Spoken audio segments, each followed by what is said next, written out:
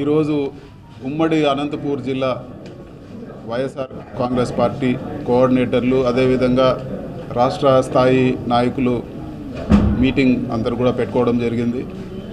ముఖ్యంగా ఈరోజు ప్రభుత్వ వైఫల్యాలపైన చర్చించడం జరిగింది.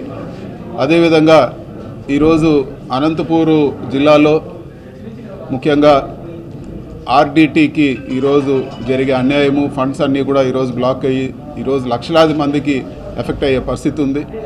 అదేవిధంగా హంద్రీనీవా ఈరోజు ఆలోచన లేకుండా ఈరోజు అనంతపూర్ జిల్లాకు కావాల్సిన కెపాసిటీ కన్నా ఈరోజు తక్కువ కెపాసిటీ వచ్చే విధంగా ఈరోజు పర్మనెంట్గా రేపు కరెక్షన్ చేసేదానికి వీలు లేకుండా ఈరోజు లైనింగ్ చేసి రేపు ఎక్కువ నీళ్లు తెచ్చుకోవాలన్నా కూడా ఇబ్బంది అయ్యే పరిస్థితులు ఈరోజు అనంతపూర్ జిల్లాలో జరుగుతూ ఉంది.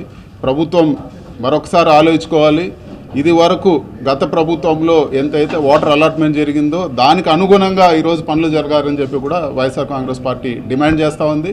అదేవిధంగా ప్రతి సంవత్సరం కూడా గత 5 సంవత్సరాల్లో ప్రతి చెరువులకు అదేవిధంగా ఆయకట్టు ఇంకా కూడా ఏదైతే నిర్దేశించిన ఆయకట్టు కాకుండా మిగతా చెరువుల ద్వారా కూడా చాలామంది రైతులకు మేలు జరిగేది. ఇవన్నిటికి కూడా ఈరోజు అడ్డం పడే పరిస్థితి ఉంది.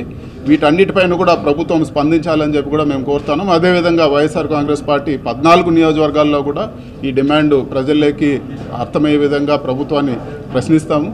అదేవిధంగా ఈరోజు ముఖ్యంగా రాష్ట్రంలో కేవలం ఒక నాయకుల్ని భయభ్రాంతులు చేసి వాళ్ళు ఇచ్చిన హామీలు కానీ లేకపోతే ప్రభుత్వం చేయాల్సిన పనుల గురించి కానీ ప్రశ్నించే విధంగా లేకుండా ఏదో భయభ్రాంతులకు గురి చేసి ఈరోజు ప్రభుత్వం నడపాలని చూస్తున్నారు. ఇది శాశ్వతం కాదు.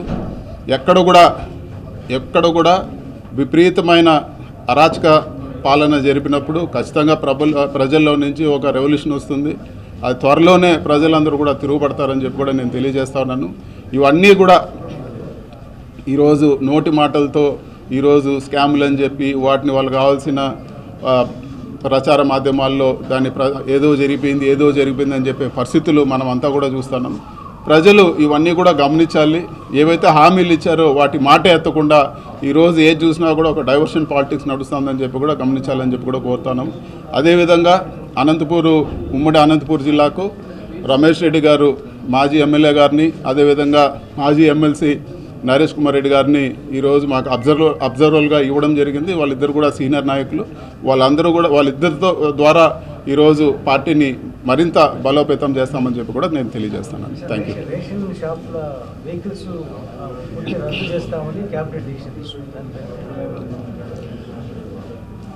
జగన్మోహన్ రెడ్డి గారు ఏవైతే ఒక ప్రజలకు ఇబ్బంది లేకుండా ప్రజల కోసం ఆయన పాదయాత్రలు చేసి తీసుకున్న ఆలోచన పరంగా ఏవైతే చేశారో ఈరోజు రేషన్ షాపులు కానీ అదేవిధంగా మెడికల్ కాలేజీలు కానీ అదేవిధంగా ఇంకా కూడా ఈరోజు ఒక వాలంటీర్ నెట్వర్క్ ద్వారా ప్రజలకు ఇబ్బంది లేకుండా స్కీమ్లన్నీ ఇవ్వడం కానీ ఇవన్నీ కూడా చూసాము.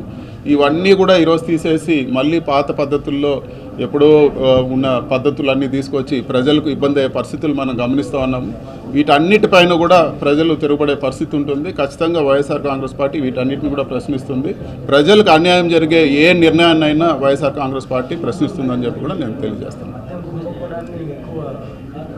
ఈరోజు ఇచ్చిన హామీలు డైవర్షన్ చేయాలా. ఇప్పటికి ఒక 20 రకాల ఆరోపణలు చేశారు. ఏది కూడా ప్రూవ్ చేసే పరిస్థితి లేదు. ఈరోజు చివరిగా నోటి మాటలు ఈరోజు మధ్యమ స్కామ్ అంటూ ఉన్నారు. ఎక్కడ వాళ్ళు ఈరోజు వరకు ₹1 ఇచ్చేశారు, ₹1 సీజ్ అయింది లేదు, లేకపోతే ఇంకోటి లేదు. కేవలం నోటి మాటలతో ఇంత పెద్ద కేసు అల్లారు. ఇవన్నీ కూడా నిలబడేటివి కాదు. కాకపోతే టెంపరీగా హరాస్మెంట్ ఉంటుందని మాత్రం మనం అర్థం చేసుకోవాల్సిన విషయం.